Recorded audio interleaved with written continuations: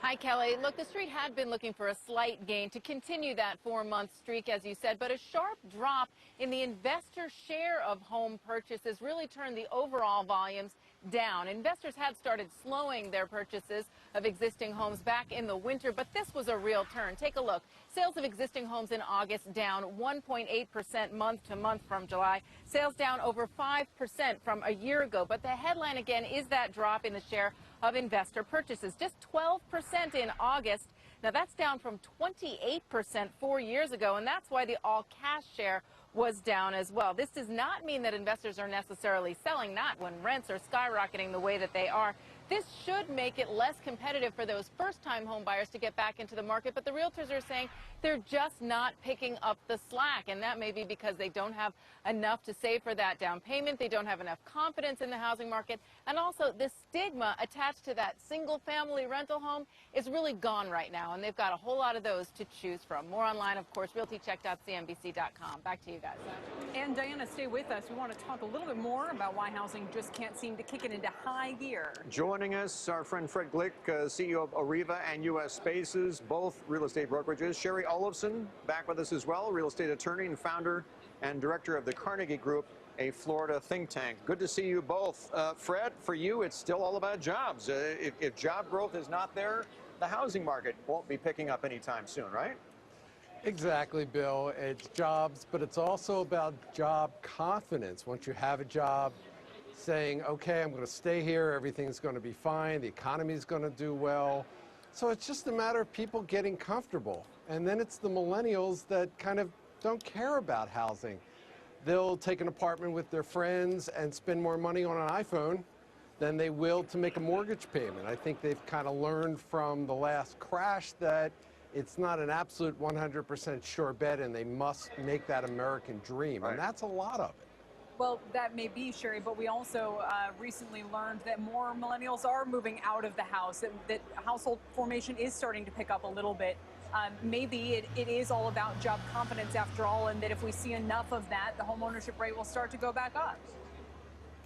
It may, but you know what? At the end of the day, this is exactly what we asked for. It's what we asked for when we asked Congress to get tougher on buyers by requiring a better debt-to-income ratios and bigger down payments and better credit scores. It's what we asked for when we asked the Department of Justice to go after banks for these FHA buybacks. So we now have a situation where Wells Fargo, which had to pay billions of dollars in settlements, has reduced its FHA lending by 82%. And it's what we asked for when we went back to FHA, when they had to borrow billions of dollars from American taxpayers and said, you need to now raise your fees to cover your risk. Now we have a situation where FHA is charging home buyers mortgage insurance for the whole entire life of the loan, which is completely disconnected with the actual risk. So there's no surprise that first-time home buyers are having a hard time because we asked for this. Diana, what about that in your reporting? I mean, we talk about the slowdown in demand for loans, but what about on the other side, on the supply side? Is there still a reluctance on the part of lenders out there as well? You know, I think everybody wants to blame this on tight credit, and they want to blame it on younger millennials not wanting to buy a home. But there's a reason I'm standing in front of a single-family home today, and that is it's not all about credit. You can still get a good loan if you have a smaller down payment today.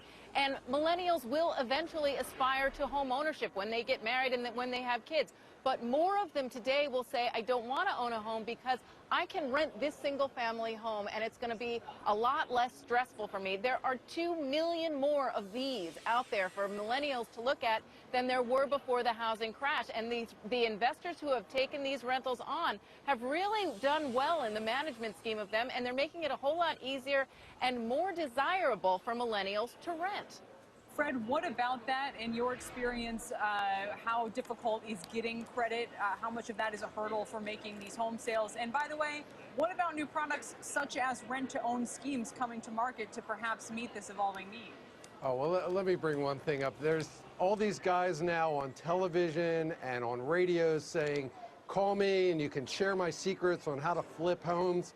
That tells me immediately that the market's about to crash if these guys are now back in the market selling their promises. But back to your question about how do you mortgage crash from without a recovery? Oh, well, yeah, whatever. Well, I got it. Yeah, the Lawrence Welk effect. I like that. The Okay. bubbles. That's two. But anyway, going back to the qualifying, I mean, FHA now, and it's scary.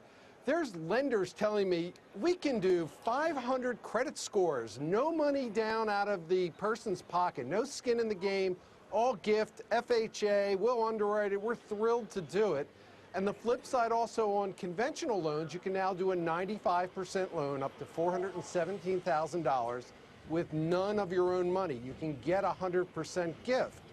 So they're opening up these little things, but then you get into that FHA monthly mortgage insurance payment, which is obscene.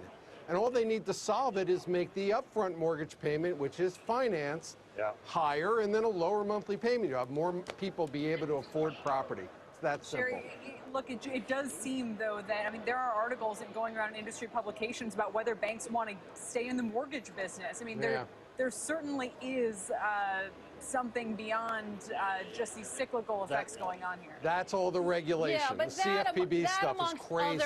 That amongst a lot of the other problems we're having right now are really only temporary. I mean, the lending issues will work themselves out. The issues millennials are facing now will also work themselves out. Look, in the end of the day, it's going to take longer for a first-time home buyer forever, the rest of our history, to get into home ownership, but that makes sense. I mean, maybe it was too easy before. So, you know, all of these things, I do believe it's a temporary lull as we get adjusted to that. But Bill mentioned an interesting point, and that is that we still have never had a housing recovery in the lower end of the housing market, which is where these first-time buyers come in. So inventory is still a problem, and that's where most of the almost 9 million people who are still underwater are living.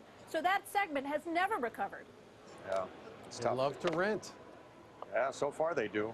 I got two kids that are in the same boat, and they're fine. They have no aspiration to move into a house of their own. No Thank worries. you both. Thank you all for joining us. Diana, it's good to see you.